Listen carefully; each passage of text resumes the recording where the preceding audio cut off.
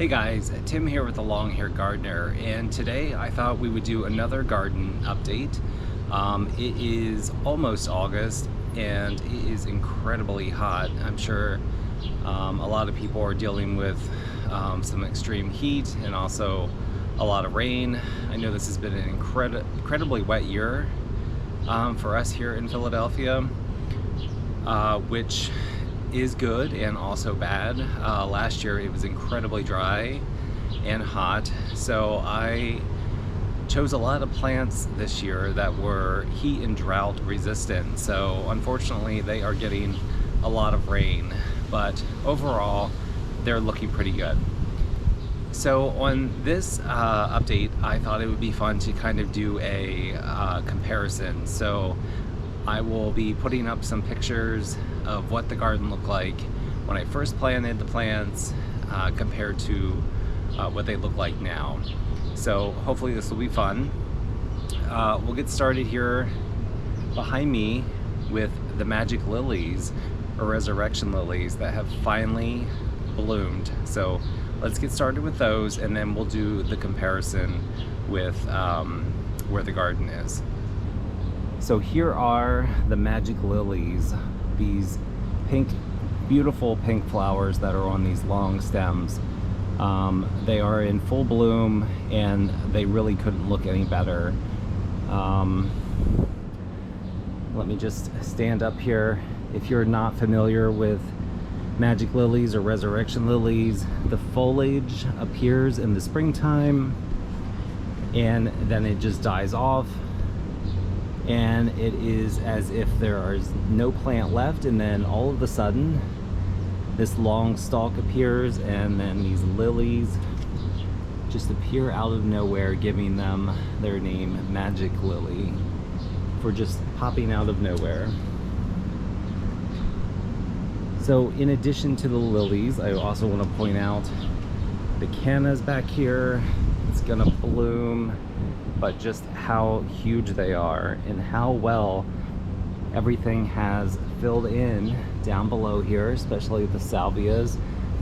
The only thing that maybe didn't do so good are the marigolds. There's one right here. It is the same size as when I planted it. I'm not sure what happened, but they are not happy this year, which is a little disappointing, but it's still okay, although it would be nice to kind of have that pop of orange in there. You can see the sweet potato vines are going crazy and spilling out over the edge here onto the sidewalk. I have a cleome, which came up from last year, so I didn't even plant that. That was just a reseeded plant. It isn't blooming yet, but I do have a cypress vine coming right here. The dahlias are in, I guess, a period where they're getting ready to bloom. So I did trim them back a little bit, but you can see there are tons of buds. So we're gonna miss it this time around, but there are going to be tons of blooms here in the future. The sedum are coming along nicely here in the back. They're going to be getting ready to bloom soon. The coleus are huge, and then also these brown-eyed Susans are looking amazing. Everything over here is looking pretty good. I mean, everything's looking really good considering it was 94 today. Got the caladium down here. This purple Tradescantia is just trailing over the edge. I did have some rotting issues with this planter with one of the begonias, so it's lacking a little bit of color, but still happy with it. Tons of Tradescantias down here, and also some impatiens. So this area right here, I think, looks the best, or has the greatest transformation, because when I first planted this area, it did not look good. So I'm really happy with all of the growth that has happened over here. So these Persian shields, I had pinched them back several times and they are nice and bushy. The Torina was not blooming at all, and it's popping through down here around the bottom. Of course, an Impatient. And then Moses in the Boat. It's a member of the Tradescantia family. And then I absolutely love these Caladium right here, popping out of the center of these snake plants, spider plants. Spider, not snake. And then we have some Oxalis over here. So I think this looks great.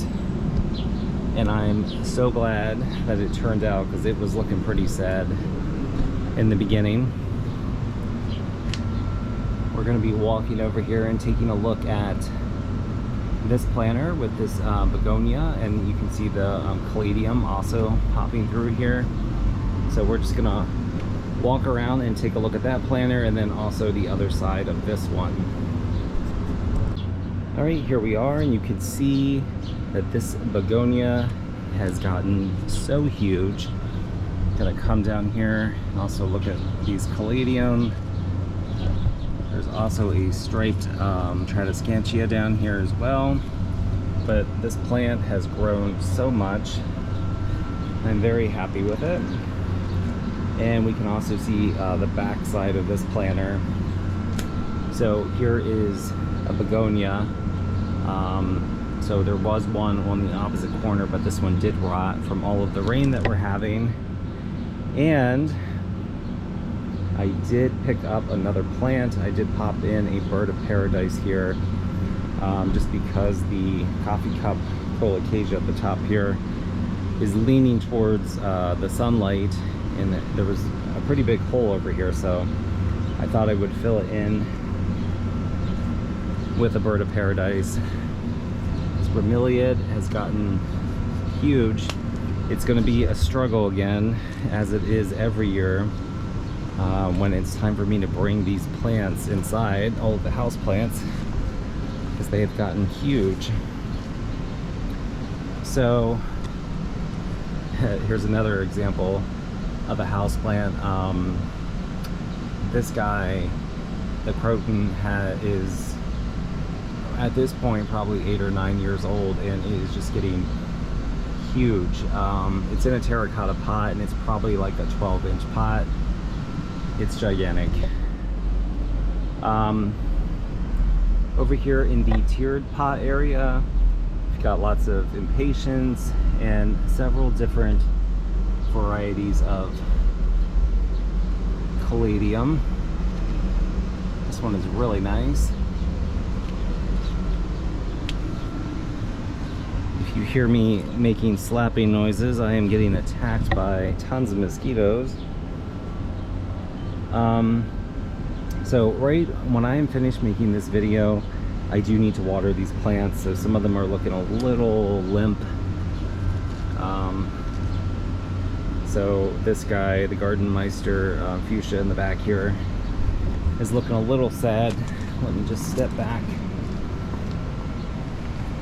so that we can get a good before and after picture of these planters. I absolutely love this Mojito Alocasia. I think this is the 3rd year I've had it, and every year it just looks amazing. I should also point out, right here there's a elephant ear. There's one down here. There's also, let me just go ahead and step back here again. I'm gonna get attacked by the mosquitoes, but there's another elephant ear right here. Oh, there's another one back over here. And there's one right here. So I just stuck those in the ground and was not sure if they were going to do anything, because all of the bulbs were looking not so good. They kind of looked like they maybe had some rot when I took them out of the ground. last year, but they're all doing quite well. So that's a nice little surprise. Here's another coffee cup alocasia. This one is huge.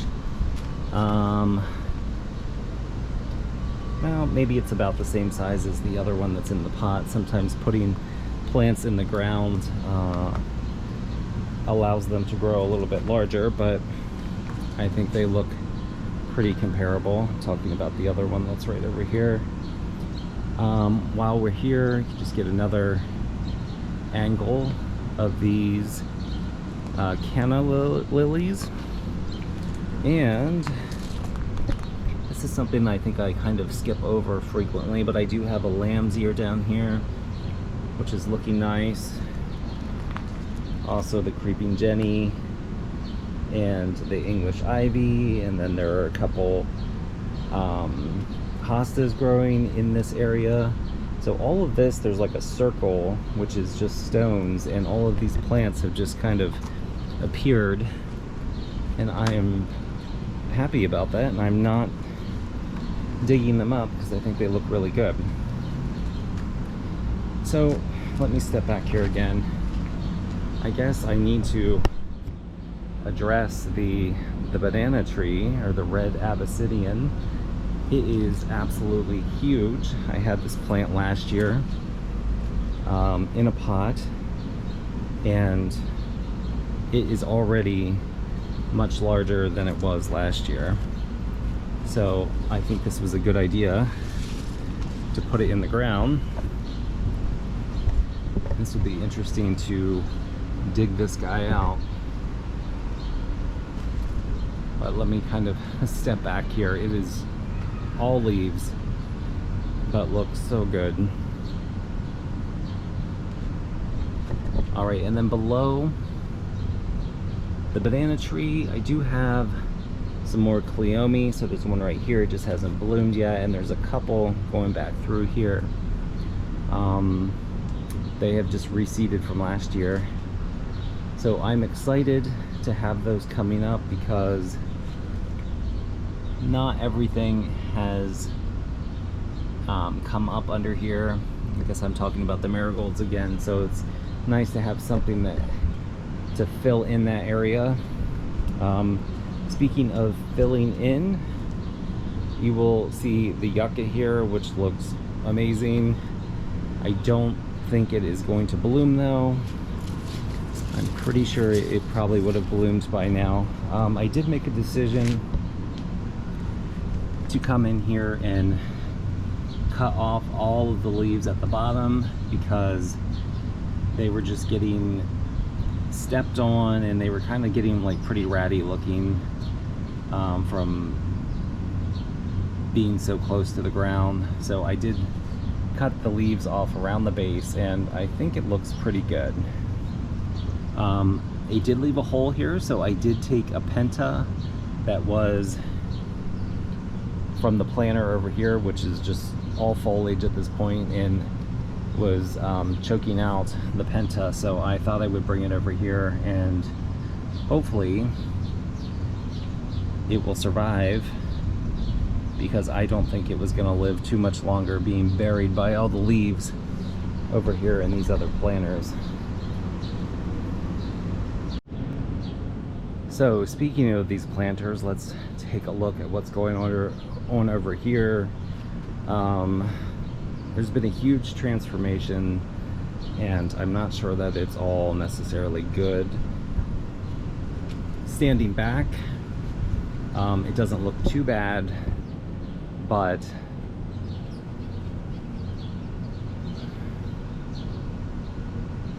it's definitely lacking some flowers. Thankfully, I do have this cleome in here.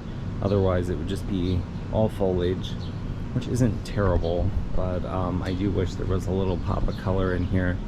This upright elephant ear, or alocasia, is huge.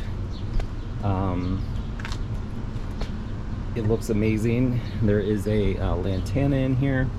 So going back to the weather and all of the rain that we're getting, I think the lantana are getting too much water.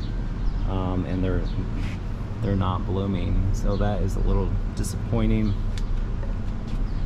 Down here, so there is a foxtail asparagus fern in here, which is taking forever to do anything, and is being surrounded by this wire vine, which is very nice. I also put some Plectranthus in here, just to give a little more interest.